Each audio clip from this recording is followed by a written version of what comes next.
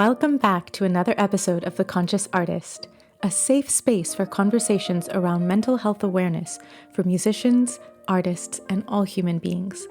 I am your host, Pallavi Mahidara. I'm a concert pianist and teacher, and I am absolutely thrilled that you are joining us today. My hope for this show is that it will give all of us a sense of solidarity and knowledge that we are not alone, and together, through these conversations, we can create more awareness and change for a healthier future.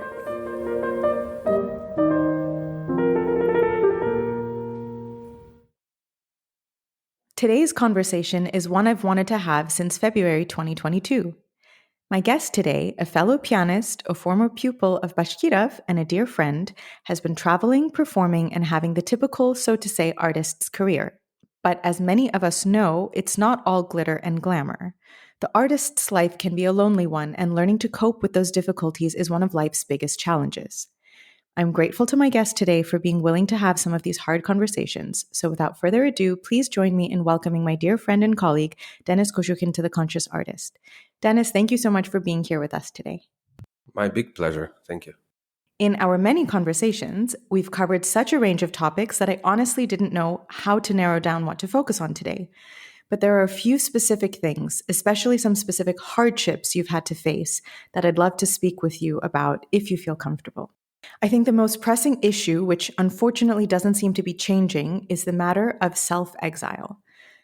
I remember almost immediately after the war in Ukraine broke out, you publicly denounced the actions of the current tyrant and vowed to not return to perform in Russia until peace is restored. But the hard truth is that you actually cannot return, even if you wanted to, for certainty of being imprisoned. I honestly don't know where to begin, but I suppose my first question is, how do you cope with this reality? Well, this has happened before. If we go back in time, Rachmaninoff actually left Russia after the revolution in 1917 because he just hated the country that it has become. And he never returned. So when the war started, me as many other Russian fellows, we kind of didn't believe it because it was just unthinkable to see something like this happening. I mean, I was never into politics too much. I was scared of what was happening in my country because I have family living there. And I was kind of closely following what was happening to the social life, the freedom of speech, the liberties, which were kind of being cut down every year more and more and more and more. Strangely enough, people in Russia seem to and still seem to not to realize this. So if you talk today to a lot of people there, they say that, we, us living here in the West, in Europe and in America, that we don't know anything and then everything is fine with Russia, which is completely shocking for me and for many others. So when the war started, also for the musicians, of course, it's a huge tragedy because also there are so many mixed families, Ukrainians, Russians. We share one of the languages they speak. Culturally, we're really connected. Actually, our Russia as such came from Kiev, Kievskaya Rus. That was the center of the Orthodox Church. So it's just, basically they're just killing our brothers as we speak. And it's horrible. And there's no justification for that. I don't find it and will never find it. And lots of people don't. But also for artists, it also split us into completely different communities. Those that belong so much to the system in Russia that kind of either stayed silent for whatever reason or also supported all the acts, like it happened when Russia kind of took Crimea from Ukraine, saying that it's ours, like we want to take it back, but you cannot do that. I mean, if historically everyone starts to take back what you think is ours, then we end up in complete chaos, in which we are right now, at least Russia and Ukraine.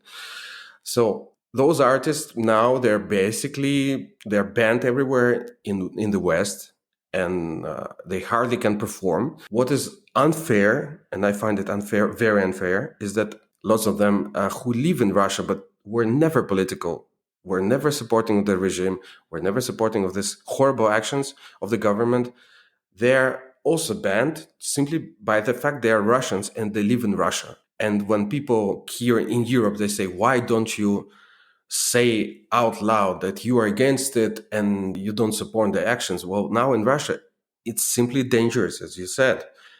That's one.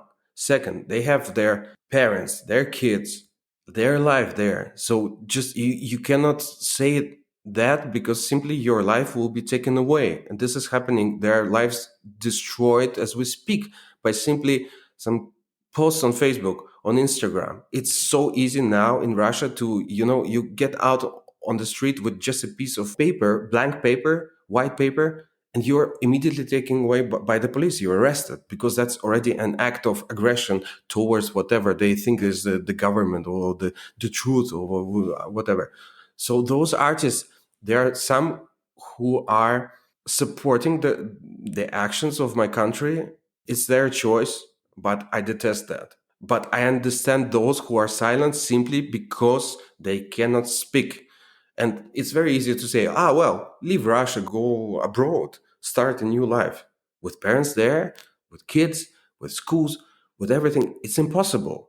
All of a sudden, one day you wake up and you say, I have to start a new life from scratch. It's horribly difficult if you have families and stuff like that. For me, it's different. I lived in Russia until I was 14. Then I moved to Europe, and I live in Europe already for 24 years. So I've been kind of observing all that decrease in logic and any kind of reasoning in the Russian acting, and not the people, but the government. Unfortunately, people are just misguided, and the propaganda is a powerful source, as we know from the Second World War, as we learned from Goebbels, Nazis, and all that. It's even good people can be really misled through propaganda. It's a powerful tool, and I've been seeing this over the last 15 years. So for us, for those who live in the West, also it was a kind of a moment of revealing our senses, revealing our emotions. And in a way, it was a natural act for me. For example, as you mentioned, 1 week after the war started, I made a statement because it was just an emotional compulse. I needed to do this just because I was horrified. I was in shock. And, my best friends are Ukrainians, and I love Ukraine. I've been there many times. I performed there. I love their culture. As a matter of fact, their language actually is much closer to what used to be the ancient Russian than the modern Russian. The cultures are so connected by the religion, by the traditions, by everything.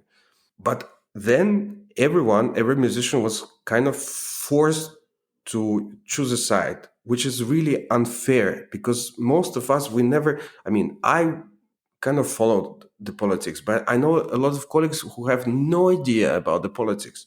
They cannot even name, 5 Russian politicians or 5 Ukrainian politicians, which is fine. We make music, we play. This is not our field. But people were forced to say something because they said either you say it or we don't let you work, which is a tragedy, and it's unfair also. For example, in my case, I've chosen a side from the very beginning.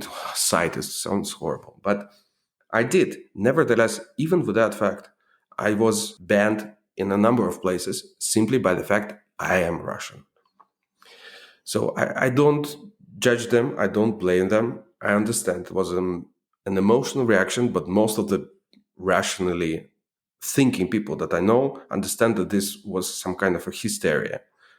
Now it's kind of back to normal, but still, I know places where some of the best musicians in the world, but who are from Russia or Russian origins, are banned simply because their political views were not revealed enough.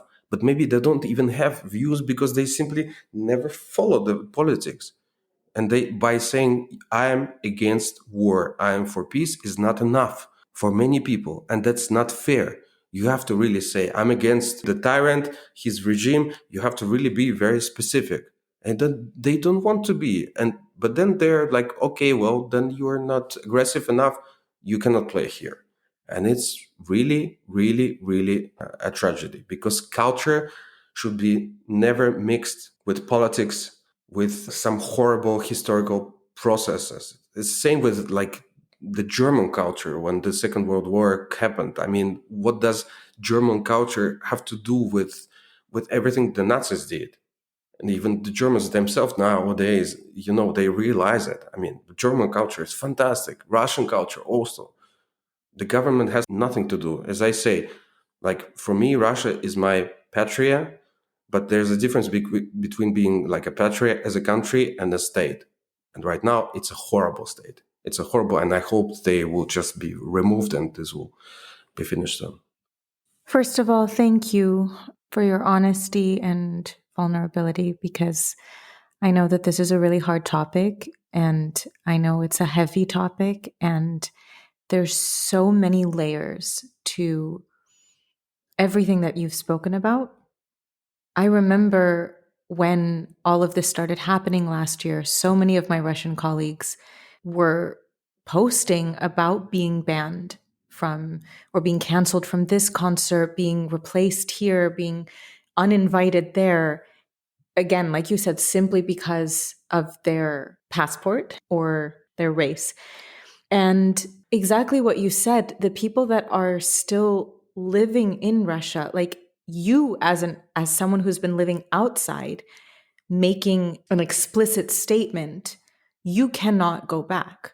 The people that are living there, like it's very easy, I think, to sort of cancel or condemn someone's actions from the outside.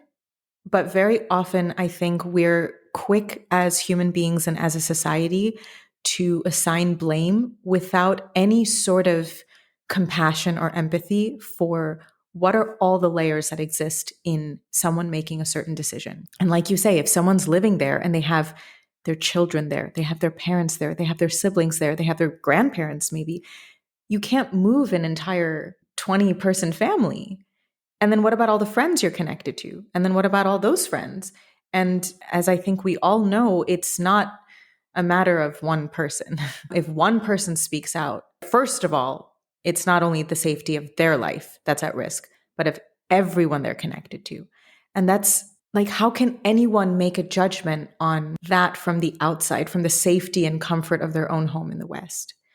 So I am truly sorry for you and for all of my Russian colleagues that have faced that sort of discrimination and that cancel culture, which again, I think this concept of cancel culture completely lacks compassion and empathy and any sort of understanding for someone that is different from you or someone that has grown up differently from you or has a different perspective.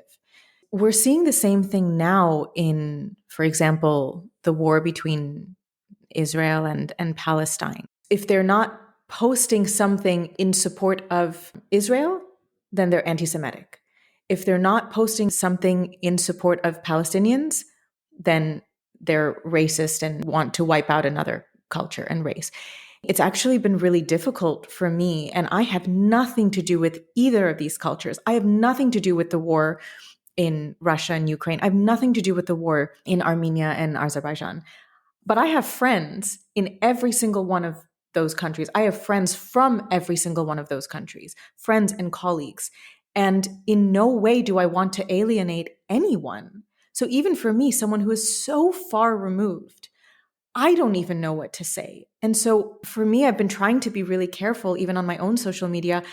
How do I express my love and compassion for all human beings? How do I express that all I want is peace and I want to send my prayers to every single human being in the world because I know it's needed? And, like you were saying with some of your colleagues expressing that they're against war and for peace is not enough. I mean, how can that not be enough? It's the basis of humanity. I don't know what the solution is. I think even, especially when things first started, a lot of places were even changing and canceling Russian composers, Russian music. I mean, what does that have to do with this in this moment? Yes, as I said, I think denying a great culture simply by the action of some horrible politicians is not the solution to anything at all. It doesn't lead anywhere. Yes, also in my case, I was faced with the fact that I couldn't perform Russian music here and there. So I don't understand what do these composers have to do with what is happening right now. like Tchaikovsky, for example. I mean, he was actually having a lot of troubles with the government, with the Tsar and everything. Rachmaninoff, for example, he left Russia immediately because he was not standing the communist regime. He hated it, and he left, and he lived the rest of his life in exile in Europe, in United States, and he missed Russia dearly. He really suffered a lot. You can hear that in his music, but he never returned. And his music was banned in Soviet Union for many decades.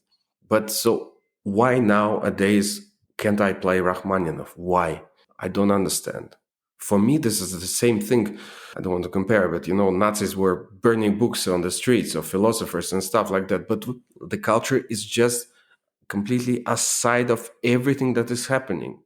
The culture, unless it's someone who, of course, who is supporting the regime, is really, it's what connecting the generations. It's what connecting people, cultures, I don't know, linguistically, musically, in all kinds of expression. It's the most powerful tool to express a human being, and this is what arts is about for me.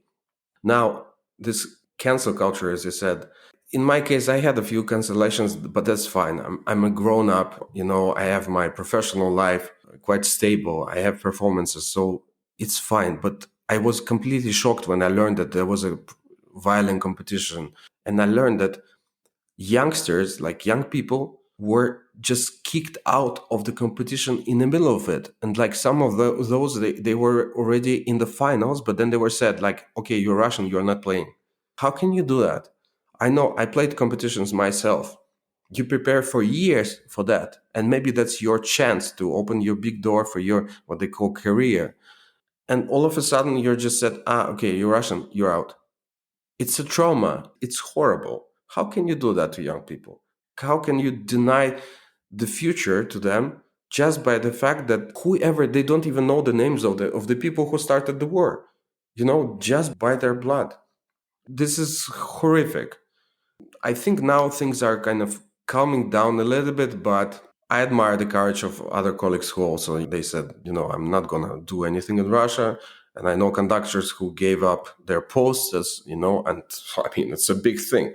You're a chief conductor of a big orchestra and you just say that I will not do it. But as I said, we were kind of forced to take a side, which is not fair. And hopefully this will be over soon. But I repeat once again and again and again, education, culture, language, such things should never be used as a political tool. And unfortunately, it is. Even language. I know a lot of countries where, like, if you don't speak that language, you are treated as a second-class person. Why? Language is not a political thing. It's a cultural thing. It's a family thing. This is what you speak at home. So why should you be treated badly or like second class by people, society, or the government simply because you don't speak the language? I have an easy solution for that. Just learn 4 languages at school. That's fine. Kids can do that. I know kids who speak 5 languages when they're 10. So just teach them all the languages. Culturally, it will create no tension in the future whatsoever.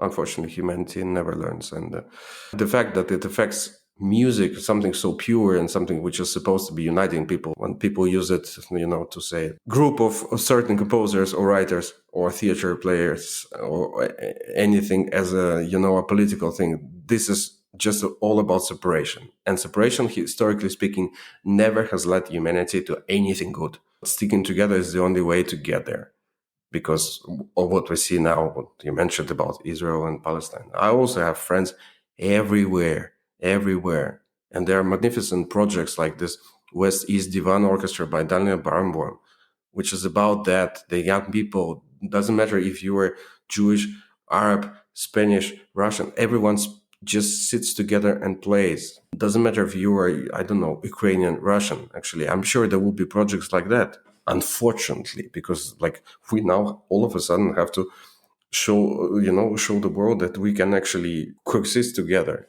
But it's horrible. I'm really horrified by what is happening. And what can we do? We can only keep playing and just sometimes speaking about it. But I believe every word matters, even if it's a small word. You said exactly the truth, that music and politics should not be mixed. Music is a universal language. It is the most universal language. It is what connects all human beings. It's what touches us in the deepest parts of our souls. It's what connects us directly with other human beings via emotions. And it really should have nothing to do with politics. And I mean, this is so horrible, but for people to be kicked out in the middle of a competition just simply because of their passport it's very sad. And I know that things are changing. I know that things are relaxing a little bit, but the fact of the matter is that it happened, and those people are going to have those traumas. They were discriminated against. There was that separation, and any sort of discrimination is still discrimination.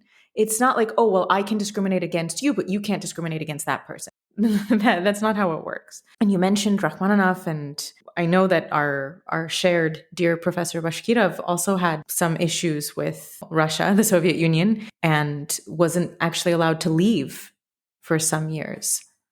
Can you share a little more about that?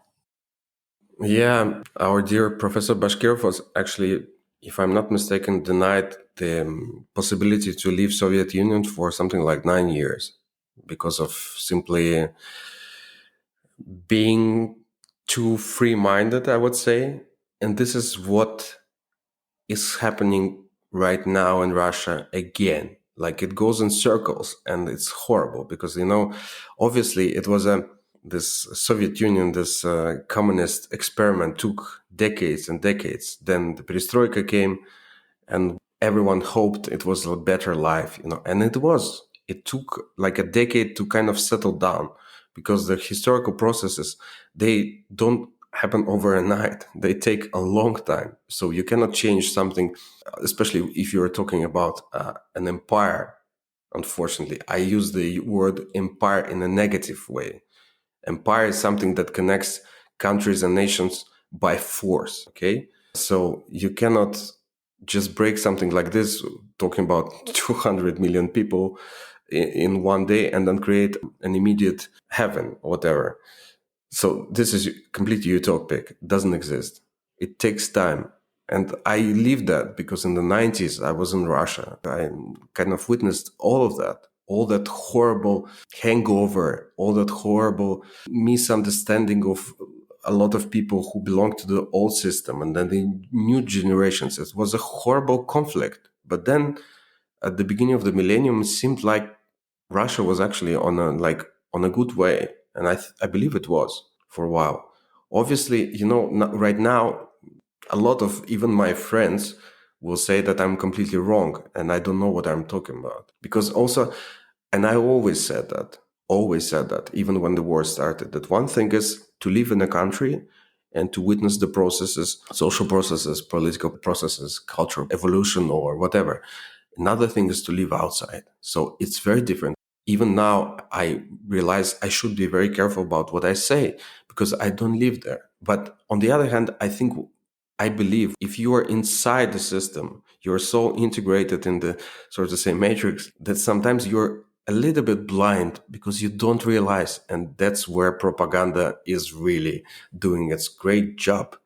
Because it's not like all of a sudden, one morning you wake up, you watch the news, and they say, we are a Nazi country, or we started a war, we're criminals and stuff like that. No, but this is really put into the minds of the people very carefully, little by little, drop by drop, every day for decades. So whoever is behind, it has been really, unfortunately, really cleverly done because I can't understand. I know colleagues, fellow musicians who live in the West, in Europe, and they have their parents living in Russia, and they stop talking because they don't understand each other.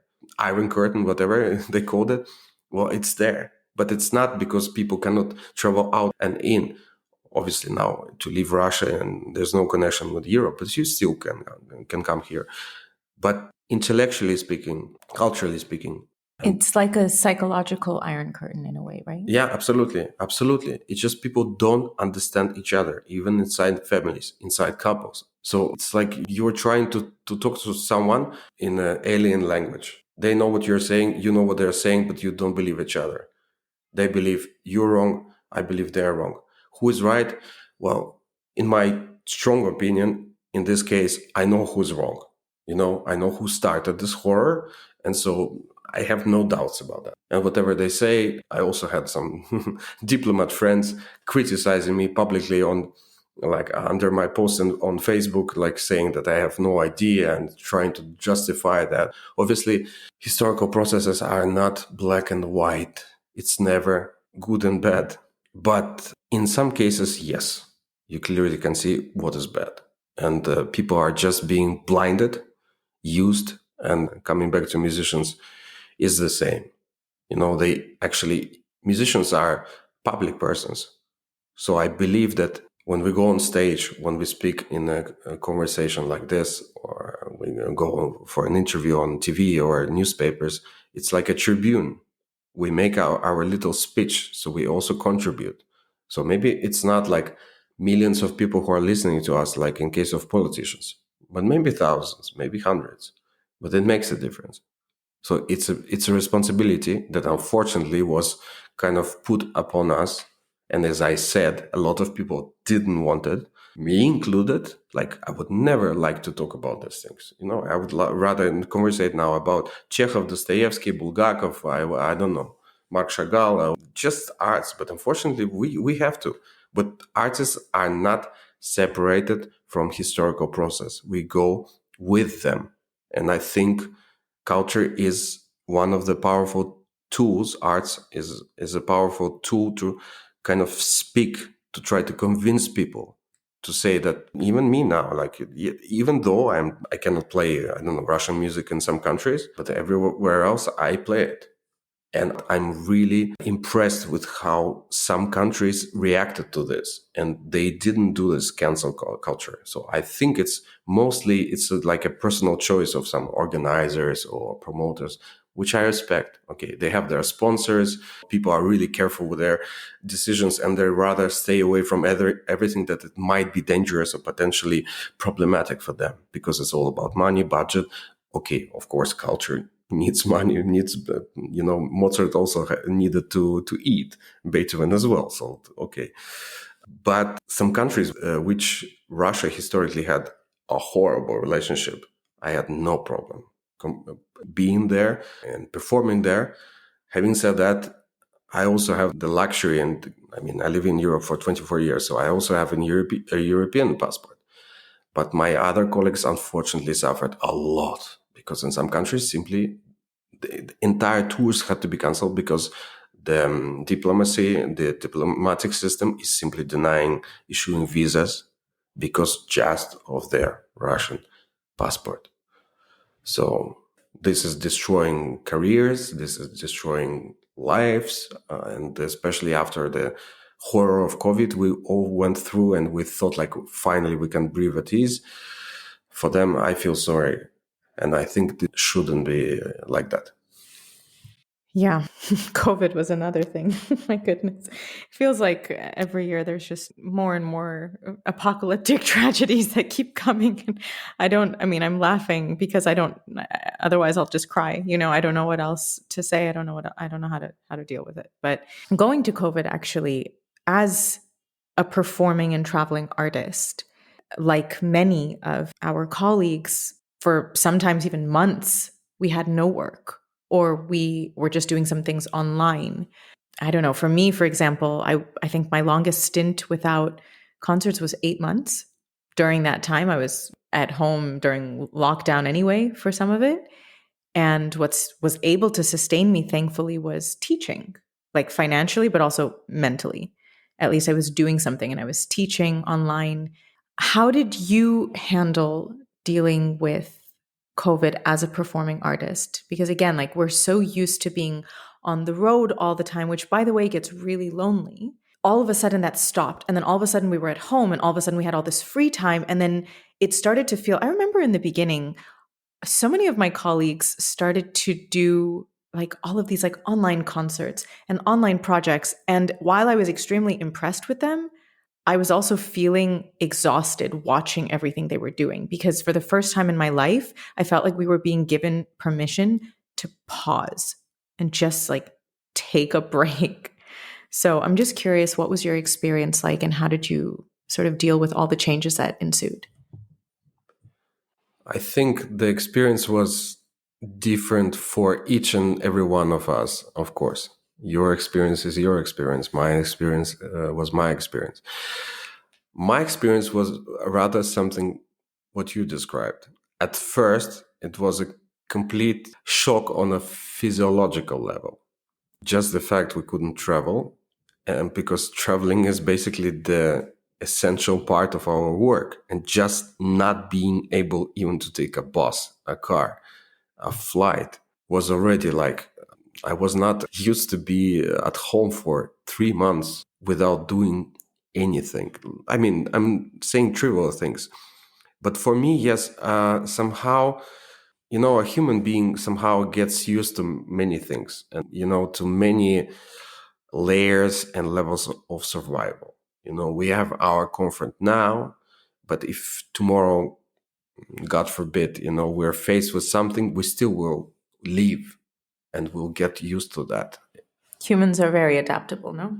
Exactly, exactly. So same for the artist. We adapted. For an artist also, just the lack of being in touch with the public and with people, it was maddening, of course.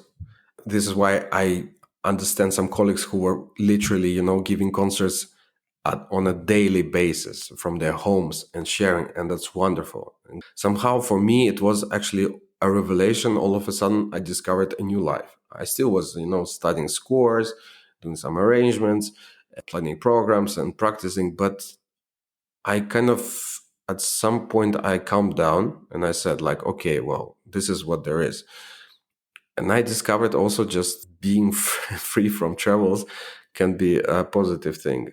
And I know colleagues who, after the COVID was over, well, over, technically we still have it, but all that horror of lockdown and neglection of travels and all that, they decided that they didn't want to work so much because and also I decided that there are other, sides of life, because an artist's life, it's kind of crazy. It's very lonely, and it's really crazy. So all of a sudden, like, we became normal human beings, like normal people, like, just doing the basic stuff. I think I did like three puzzles, like three like 1,000-piece puzzles during the lockdown. Yeah, It was just so nice to feel like I could stop and just press pause and not worry about a schedule, not worry about deadlines, not worry about, having to prepare for this or prepare for that, but just really have like some free days.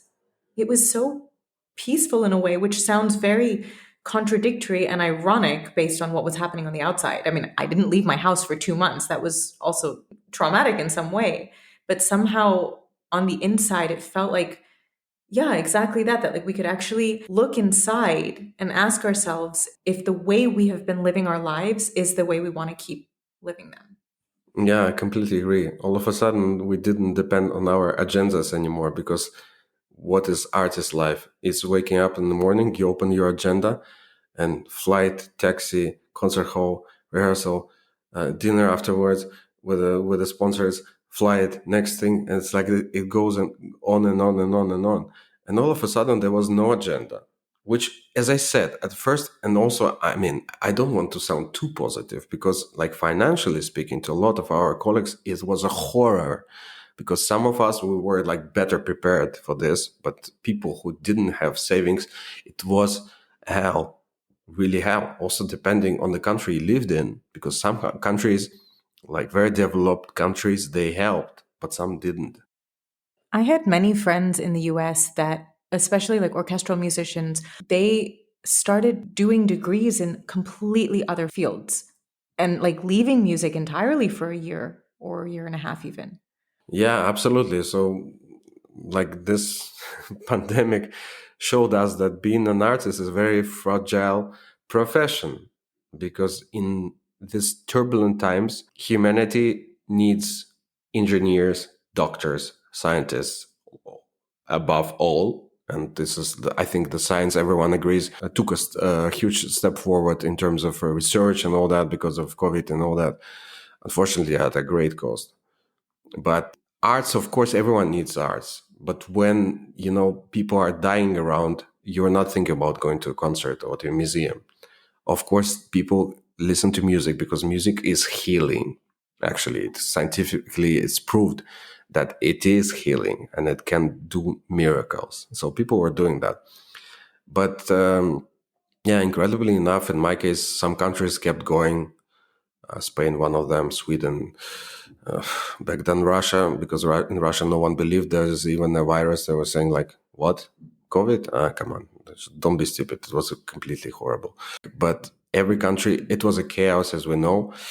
But people were still trying, and I admire those countries. I admire those orchestras, those organizers that kept going. I remember I had concerts in Spain, and instead of doing 2 concerts, we had to do 4 concerts for the same amount of money, of course. And because the amount of public was so limited. And you had to go through a bureaucratic hell to get all the papers, permissions to come to the country. And there were military guards guarding the airport. It's completely understandable, but people still were fighting for arts because they knew people needed it. They needed arts, and culture is hope, if I can put it that way. And it was giving hope to a lot of us. On the other hand, when the lockdown and, so to say, the hard part of the pandemic was over, it was the reverse shock when all of a sudden I had to, travel so much again. And I realized I don't belong to myself anymore, but I rather belong to my agenda. I know it sounds ironic. It's like a dual sensation.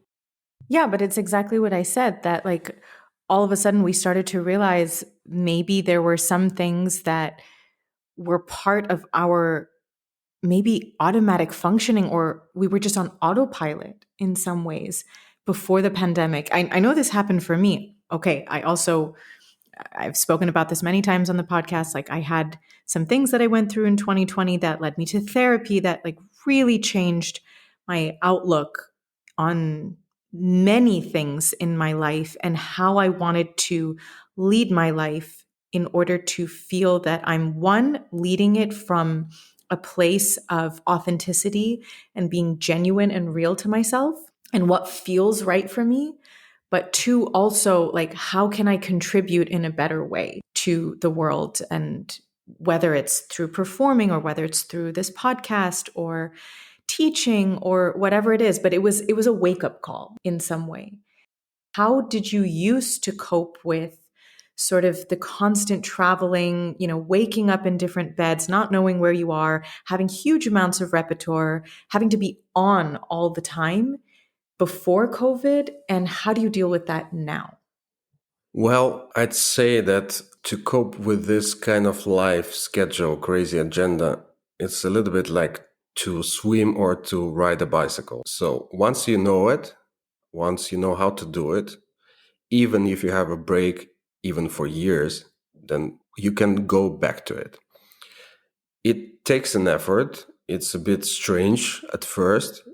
As I said, it was strange to all of a sudden being without playing, and it was strange going back to playing a lot and traveling and all that. I would say, yes, I'm back in the normal tempo, but it took me a while. But this gap in history, like it's really like before before Christ and after Christ, so before COVID and after COVID, showed me, because I was faced with one simple question: what are you as a human being if you're taking your music away? Not the music. I mean, the music is always there. I constantly, I wake up with music in my head. I practice, I play the concerts. Actually, the concerts are, just one, like the top of the iceberg. The biggest part is inside the water and people don't see it. We live the music. It's not a profession. We live it. It's a way of life. And people very often think that it's all about just, going on stage, dressing up and, making up and all that. No, it's not that. It's just a little part of what you see. And the inner development and evolution as an artist and as a human being, for me, those things are really connected. So what are you without being able to share your music with the outside world? Of course, there's online concerts. And yes, I also did this. And it was the weirdest thing. I remember I was in Berlin back then when the lockdown struck. And 3 months, I didn't do anything, like no concerts.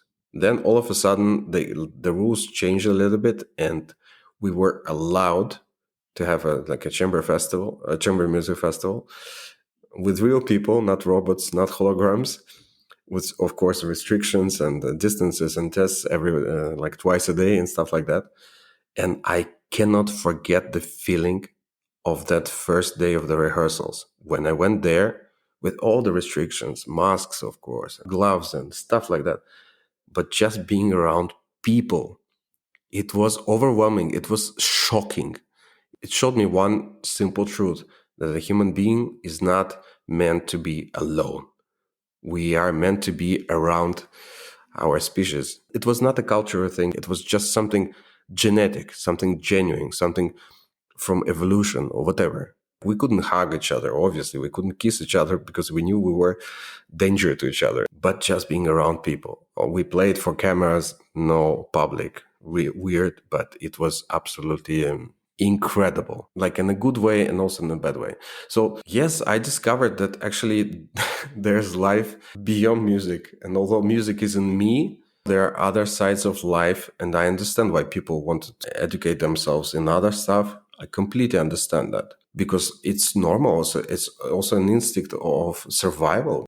Let's imagine the pandemic. Thank God somehow we are back to normal life, or so to say, well, normal life with all the wars and everything. But in terms of health restrictions, we're back to normal life. Imagine if it would be going for 20 years. What would we do as artists? I mean, people would get tired of listening to, endless online concerts and stuff like that. So we would have to really learn something new, which for me, this is why to younger generations, I tell them that music is wonderful, learn music, but also be aware that there are other professions and other important things in life. I had the same experience playing, like the first time I had to play a concert online during the lockdown. I was more nervous for that than I've been, I think, for any of my normal live concerts. And I remember feeling so nervous about it that I actually did like 3 or 4 quote unquote mock online concerts before the real one, which I just did for like family members, like relatives all over the world or friends all over the world. And I realized, like, for me, it was me getting a chance to practice something I needed to do, right? For them, it was like a glimmer of hope in what felt like this endless, hopeless situation.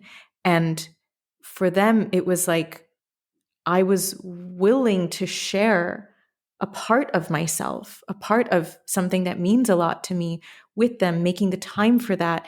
And some people would ask, like, can we make this a weekly thing or can we make this like a regular thing? And I actually did for some friends or for some relatives. Like, I did it quite a few times, despite feeling so strange. Because, like you said, like we feed off of the energy from audiences, from live audiences. That is what creates the magic in the music that we play.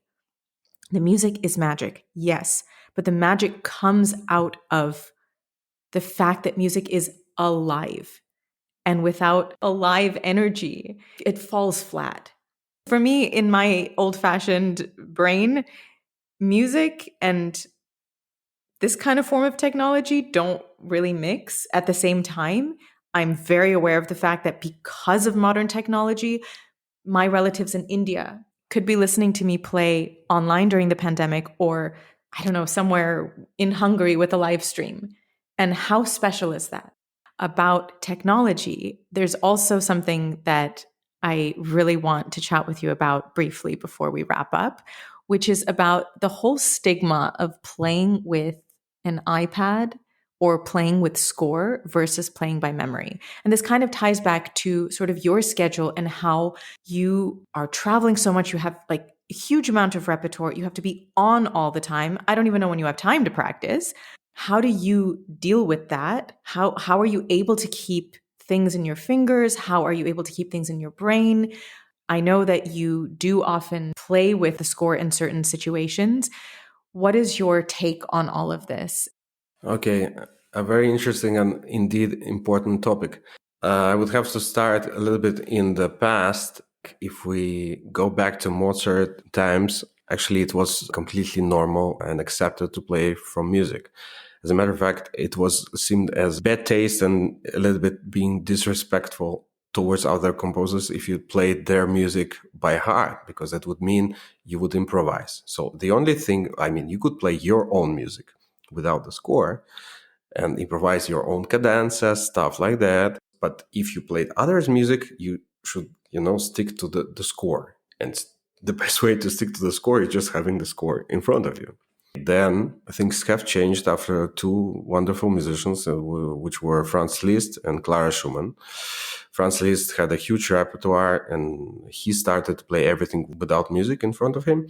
And it was a big revelation, and people loved it. They thought he was a genius, and he was a genius. But it was like a big thing. For example, like I know that Chopin, for example, detested when his pupils would come to his lessons and play his music without the score, because he thought it was disrespectful. Like, come on, you have to look there and see what is there.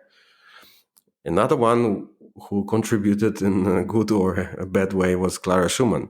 She also started to play without scores. And the fact that she was a woman made even more impact than Liszt, because then like everyone said like, oh, she's playing without the scores. So like, if I don't do the same, people will think that I'm really bad.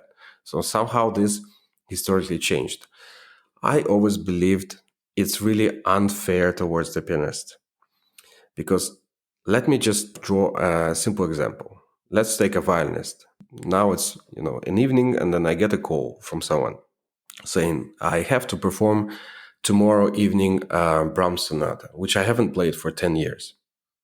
And a violinist would, if you are a great violinist, you would never hesitate and say, of course, yeah, sure. Then you take your score, you practice it during the night, and next day you go and play it. That's fine. Well, me as a pianist, I get a call and say, can you play a Brahms sonata tomorrow? And a sonata that I haven't played for 10 years.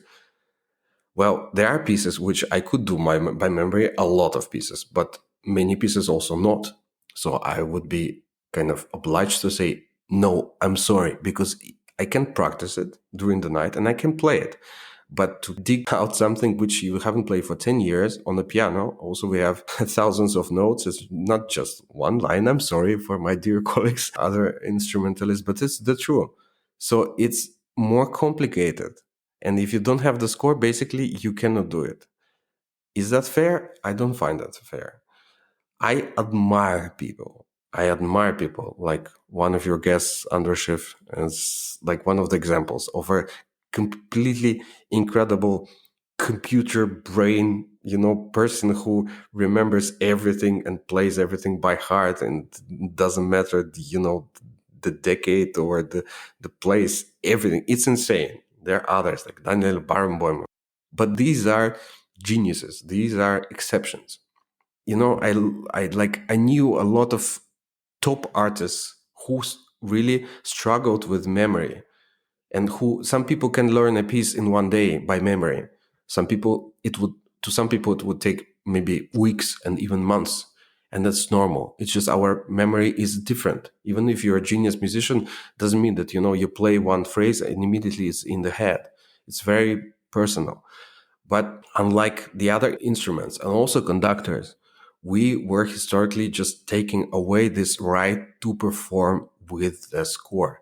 And it's being restored now. And I'm one of those who believes that it's not about, look, I'm now, a lot of young people will hear this. Yes, you have to train your memory. Yes, you have to learn a lot of things by heart. Yes, absolutely. Because there are some pieces which I would never play with a score. Never. I would never go out and play Rachmaninoff third piano concerto by score. First of all, there's no help in that, because anyway, it's like no sense. But I think a pianist needs to learn both and have a choice in the end. I know colleagues who say, well, if you cannot play the piece by heart, then you don't play it. Why? I know people, including some of my teachers, and they always said like, oh, I regret so much that I didn't perform this piece. But because they were simply too busy, they didn't have time to memorize, or maybe it was too difficult. But imagine they could have played 5 times their repertoire if they just had the score. And this is what everyone is doing on other instruments. You go to a concert of violin or cello, a singer, a clarinet, doesn't matter. They have the score. Do you have a problem with that? No, no one has a problem with that. But the pianist with the score, ooh, you didn't practice. What does it mean? I didn't practice. If a violinist has a score, maybe he's sight reading. People are sight reading just on stage, and very good. But they have the right. But the pianist, no, you didn't practice. You're not prepared. Get out. It's not fair. I'm sorry. No, I totally agree. And for me, it's definitely like a psychological rewiring that I need to do, because to this day, if I don't play a solo piano piece by memory, I feel like I don't know it well enough. Like if I'm looking at the score playing a solo piano piece, I feel like I've not learned it properly. Whereas I absolutely do not feel that way if I'm playing chamber music. And I could know the chamber music piece much more and have only memorized the solo piano piece like 2 days before the concert or something. And yet I feel them very differently, which is completely a psychological thing that I want to rewire. But also for me, I feel like I haven't allowed myself that permission yet.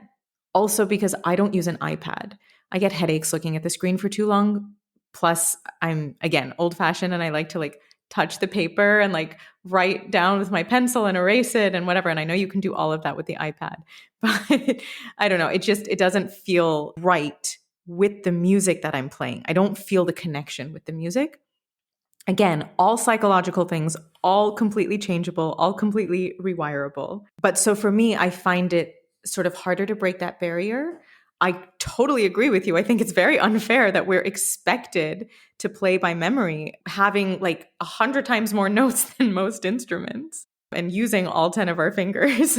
But I guess it's also changing now with the iPad, with people being able to turn pages on their own with the air turner, with the foot pedal. It's less somehow invasive on stage or like less distracting because there's not somebody standing there. And then you also have the issue of the page turners, if they are not counting properly, if they're not reading the score properly, or the few times if you as the artist have been lazy and have not, taped your pages together because you printed something and then the pages fly off the piano and it's like a nightmare.